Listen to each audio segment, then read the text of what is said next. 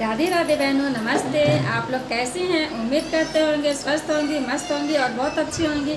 मैं आंगनबाड़ी शशि किरण आपका अपने यूट्यूब चैनल में स्वागत करती हूं, अभिनंदन करती हूं।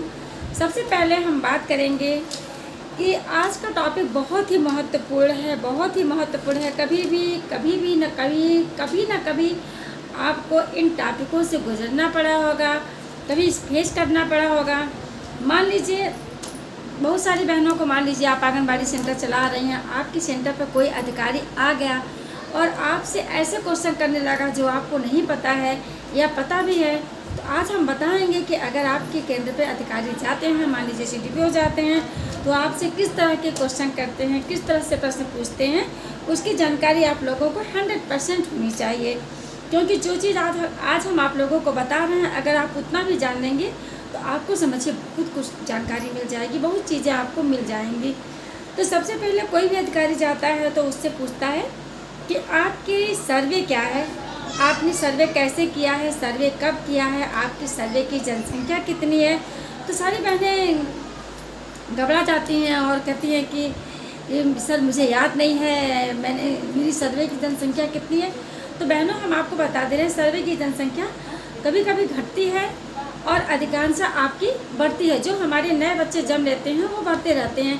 तो हम साल में 2 बार सर्वे करते हैं, उन सर्वे के अनुसार ही हमारा जो है कि उस सर्वे के अनुसार ही हम जो है कि अपना सर्वे रिकॉर्ड रखते हैं।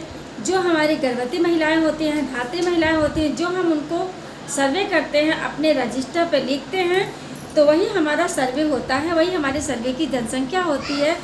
उसी हम रिपोर्ट के हिसाब से, उसी सर्वे के हिसाब से, उसी जानकारी के हिसाब से हम अपना सर्वे करते हैं और सर्वे बताते हैं। तो बहनों, और इसके बाद लोग पूछते हैं कि आपका जो है कि केंद्र पे रखा रहता है, वजन मशीन रखा रहता है, तो वजन मशीन के बारे में भी पूछते हैं कि ये क्या चीज़ें हैं। पूछते हैं ये वजन मशीन रखा रहता है, तो वजन मशीन के बारे में पूछते हैं कि ये वजन मशीन क्या है, इससे आप क्या करती हैं। तो बहनें जो है कि बिल्कुल घबरा जाती हैं कि अरे ये वजन मशीन है। आता है कुछ बहनों, ऐसा नहीं है कि बहनों को नहीं आता है, बहुत बहनों को आता है, बहुत बहनों को नहीं आता है। तो हम आपको बता दे रहे हैं कि हमारे केंद्रों पे 4 तरह के मशीन होते हैं। जो है कि सबसे पहले इन्फेक्टो होता है। इन्फेक्टो जो होता है का मतलब होता है शिशु। तो इन्फेक्टो मशीन पे हम शिशु की क्या मान नापते हैं, लंबाई।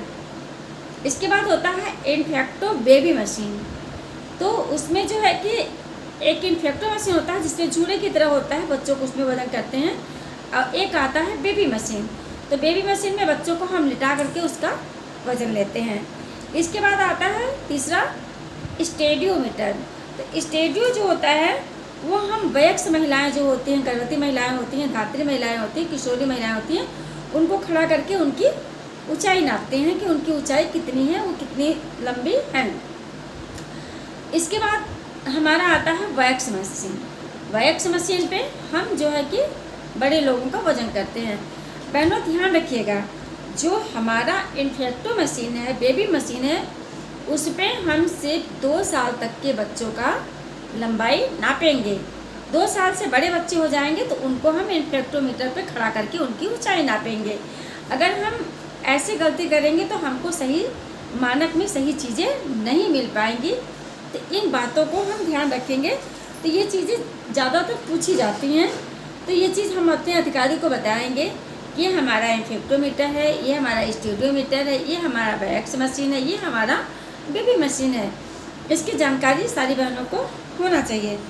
तीसरा क्वेश्चन पूछते हैं टीकाकरण। AAA होता है, AAA में जो भी जाते हैं या टीकाकरण में जो भी जाते हैं, तो लोग पूछते हैं, आंगनबाड़ी बहनों से पूछेंगे, आशा बहनों से पूछेंगे कि आपने ड्यू लिस्ट बनाई है। तो जो बहनें बनाती होंगी वो जानती होंगी कि ड्यू लिस्ट क्या है। जो बहनें नहीं बनाती होंगी उनको मैं बता देती हूँ। ड्यू का मतलब होता है बकाया, लिस्ट का मतलब होता है सूची। जिनको टीका नहीं लगा है उनकी हम सूची तैयार करते हैं कि अगले सत्र में हम किसको कौन सा टीका लगाएंगे। ये बातें जानकारी होनी चाहिए। इसके बाद अधिकारी पूछते हैं कि सबसे बड़ा क्वेश्चन है, ये सबसे बड़ा क्वेश्चन है। आजकल भारत सरकार ने इन्हीं सब क्वेश्चनों पर ज़्यादा ध्यान रखा है। धीरे धीरे ज़्यादा ध्यान रखा है कि लोग पूछते हैं कि सैम क्या है, तो बहनें घबरा जाती हैं कि सैम मैम क्या है। तो बहनों मैं बता दे रही हूँ, सैम होता है जब हम किसी बच्चे का लंबाई नापते हैं, वज़न नापते हैं, तो जब लंबाई के सापेक्ष जिन बच्चों का वज़न कम होता है, हमारी मानक के अनुसार, जो हमें मानक मिली हुई है, सूची मिली हुई है, उस सूची के अनुसार जिस बच्चे का लंबाई के सापेक्ष वज़न कम होता है, वो बच्चे हमारे सैम में आते हैं, अर्थात लाल श्रेणी में आते हैं। तो कुछ लोग कहेंगे लाल होता है और दुबला होता है, कोई कहेंगे पतला होता है, तो कोई कहता है पेट की चमड़ी झूली होती है। तो ऐसा नहीं होता है। सैम मैम ये हमारा है लंबाई के सापेक्ष वज़न का कम होना, यही हम बताएंगे, यही जानकारी रखेंगे। इसके बाद अधिकांश से पूछा जाता है एल्बेंडाजोल क्या है। तो बहनों एल्बेंडाजोल होता है कीड़ी मारने वाली एक दवा होती है, जो छोटे बच्चों को खिलाया जाता है, बड़ों को भी खिलाया जाता है। तो इसकी जानकारी भी रखनी चाहिए बहनों को। इसके बाद अधिकारी आते हैं तो पूछते हैं कि आप इन बच्चों के लेके केंद्र पे बैठी हैं, तो इनको आप क्या पढ़ा रही हैं। तो बहनें कहेंगी सर मैं इनको पढ़ा रही हूँ कल बल चल जल लिख देंगी, और A for apple, B for ball, इस तरह से पढ़ाएंगी, गिनती पढ़ाते हैं।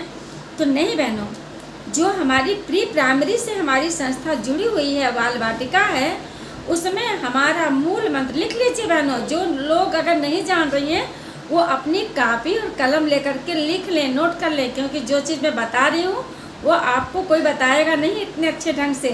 तो इसीलिए मैं बोल रही हूँ लिख लीजिए, आपको जानना बहुत ज़रूरी है। उन बच्चों को हम पढ़ाएंगे क ख ग। अब सोचेंगे अरे क ख ग क्या पढ़ाना है। तो बहनों क ख ग एक मूल मंत्र है। क से है कहानी, ख से है खेल, ग से है गीत। कहानी में हम चाचा चाची की कहानी, नाना नानी की कहानी, राजा रानी की कहानी, मक्खी की कहानी, पैसे कौवे की कहानी, ऐसे कहानी को सुनाएंगे जो बच्चे एकदम मतलब मंत्रमुग्ध होकर के सुने और उससे बच्चों से प्रश्न करें, बच्चे जाने। ख है खेल। खेल हम ऐसे बच्चों को कराएंगे, अपनी देख रेख में कराएंगे, जिससे बच्चों का शारीरिक और मानसिक दोनों विकास होना चाहिए। ग है गीत। गीत को हम गीत के माध्यम से पढ़ाएंगे, बच्चों को गीत कराएंगे, बच्चों को नाचने का, गाने का, और बच्चे उससे गीत के माध्यम से बोलेंगे, उनका शारीरिक, मानसिक और बौद्धिक विकास सब दोनों होगा। क्योंकि बच्चों का बौद्धिक विकास होना बहुत ज़रूरी है। और हम बहनों बता दे रहे हैं, बहनों बच्चों का बौद्धिक विकास 6 साल की उम्र में 90% से ज़्यादा हो जाता है। तो इसलिए जिन बच्चों का बौद्धिक विकास हम आंगनबाड़ी बहनों द्वारा 6 साल में अगर करा दिया गया, तो वही बच्चे बड़े होकर डॉक्टर, MBBS मतलब ऊंचे पोस्ट पे बनते हैं। और जिनका अगर हम आंगनबाड़ी बहनों ने सही तरीके से नहीं पढ़ाया, नहीं सिखाया, उनका बौद्धिक विकास नहीं किया, तो बच्चे कमज़ोर हो जाते हैं। इसलिए सबसे बड़ी जिम्मेदारी आंगनबाड़ी बहनों के कंधे पे है। इस कंधों को मजबूत करके उन बच्चों को पढ़ाना है क ख ग। ये चीज़ बहनों आपको ध्यान रखना है। इसके बाद पूछा जाता है सबसे कॉमन प्रश्न है कुपोषण क्या है। अधिकांश आंगनबाड़ी बहनों से पूछा जाता है कि कुपोषण क्या है। तो बहनें कहेंगी कुपोषण बीमारी है, कुपोषण कमजोरी है, बच्चे कमज़ोर हो जाते हैं, बच्चे का पेट फूल जाता है, बच्चे छोटे कद के हो जाते हैं, बच्चे नाटे रहते हैं। तो नहीं, कुपोषण का मूल मैंने बहन वीडियो में मैंने डाला नहीं, मैं डाल दूंगी कुपोषण पे भी एक छोटा वीडियो बना करके, आप लोग जान जाइएगा। और सबसे पहले आप बता रहे हैं कुपोषण को, बस अगर कोई आपसे पूछता है तो आप अपने दिमाग में ये ध्यान रखेंगे कि लंबे समय तक पोषक आहार का न मिलना कुपोषण है। अगर बच्चे को लंबे समय तक पोषक आहार नहीं मिलेगा तो बच्चा धीरे धीरे कमज़ोर हो जाएगा और वो कुपोषण की तरफ बढ़ता चला जाएगा। इसलिए हमको गर्भवती माता जब गर्भवती होती है, गर्भवती के पेट पे बच्चा होता है, तभी से हमको उस गर्भवती की देखभाल करनी है। उस गर्भवती का वजन समय से बढ़ रहा है कि नहीं, उसका विकास हो रहा है कि नहीं, उसके बच्चे का जो बच्चा है उसका हर तीसरे महीने में उस माँ का वज़न बढ़ा कि नहीं, ये जानकारी हमको रखनी है। अगर बच्चा पेट में ही स्वस्थ है तो बाहर आकर के कुपोषित नहीं हो सकता है, उसको कुपोषण का शिकार नहीं बन सकता है। इसलिए माँ को, गर्भवती माँ को ध्यान रखना है, आंगनबाड़ी बहनों को, पेट से ही बच्चा स्वस्थ रहे। तो बहनें ये सारी चीज़ें हैं। इसके बाद होता है कि अधिकारी पूछ लेते हैं, मैं कॉमन चीज़ें बता रही हूँ, मैं ऐसा अगर बताऊँगी तो बहुत लंबा वीडियो हो जाएगा, आप लोग सोचेंगे शशि दीदी कितना लंबी बातें बता रही हैं। तो इसमें कॉमन चीज़ें बता रही हूँ जो आंगनबाड़ी केंद्र पर अधिकारियों के द्वारा पूछा जाता है। तो बहनों लिख लीजिए, नोट कर लीजिए, मैं बता रही हूँ आप लोगों को, ऐसा कोई बताने वाला नहीं मिलेगा। अल्प वजन किसे कहते हैं? अल्प वजन किसे कहते हैं? तो सब बहनें कहेंगी कि अल्प वजन जिसका वजन कम होता है उसको अल्प वजन कहते हैं। नहीं, उम्र के सापेक्ष, याद करिएगा, लिख लीजिए इसको, कापी कलम अगर आप लोगों के पास हो तो लिख लीजिए। उम्र के सापेक्ष जिस बच्चे का वजन कम होता है उसको हम अल्प वजन का बच्चा कहते हैं। जैसे मान लीजिए 2 बच्चे हैं, दोनों बच्चे 2-2 साल के हैं, एक का वजन 12 किलो है, एक का वजन 10 किलो है, तो क्या वो अल्प वजन है 10 किलो वाला? नहीं, हम उसको ऐसे ही नहीं कह देंगे कि ये 12 किलो का है तो ये बच्चा का अल्प वजन नहीं है, और ये बच्चा 10 किलो का है तो इसका अल्प वजन है। जो हमें ग्रोथ चार्ट मिली हुई है उस ग्रोथ चार्ट पे हम बालक है कि बालिका है ये ध्यान रखेंगे। बालक और बालिका के वजन में, लंबाई में, उम्र में ये बहुत अंतर है। तो अगर बालक है तो बालक के कॉलम में देखेंगे, बालिका है तो बालिका के कॉलम में देखेंगे। तो उस बच्चे का उम्र देखेंगे, उम्र के अनुसार उस बच्चे का वजन कितना है। तो अगर वो हमारे मानक में बच्चा आ रहा है अल्प वजन का, तभी हम उस बच्चे को अल्प वजन करेंगे, अन्यथा अल्प वजन नहीं करेंगे, वो बच्चा अल्प वजन का नहीं होगा। इसके बाद हमारा आता है स्टैंडिंग। स्टैंडिंग का मतलब क्या होता है? अब बहनें, बहुत बहनें जानती होंगी कि स्टैंडिंग का मतलब क्या होता है, और कुछ बहनें नहीं जानती होंगी कि स्टैंडिंग का मतलब क्या होता है। तो स्टैंडिंग का मतलब होता है नाटापन। स्टैंडिंग का मतलब होता है नाटापन। तो नाटापन क्या होता है? तो नाटापन भी होता है उम्र के सापेक्ष बच्चे की लंबाई कम होना। तो अब इसमें देखेंगे कोई बच्चा 2 साल का है, किसी की लंबाई जो है कि 80-85 है, किसी का 90 है, तो हम ऐसे उसको नाटापन नहीं कर देंगे। जो हम मुझे ग्रोथ चार्ट मिला है उस ग्रोथ चार्ट को हम देखेंगे। ग्रोथ चार्ट में बालक है कि बालिका है, उसकी उम्र का है, उम्र के सापेक्ष उसकी लंबाई क्या है। अगर वो बच्चा उस मानक में आ रहा है तो उसको हम नाटापन करेंगे, अगर नहीं आ रहा है तो मैं उसको नाटापन में नहीं करूँगी। ये सारी बातें हमको आपको जानकारी में रखनी है, क्योंकि जब भी हमारे केंद्र पे अधिकारी आते हैं तो इसी तरह के क्वेश्चन आंगनबाड़ी बहनों से करते हैं।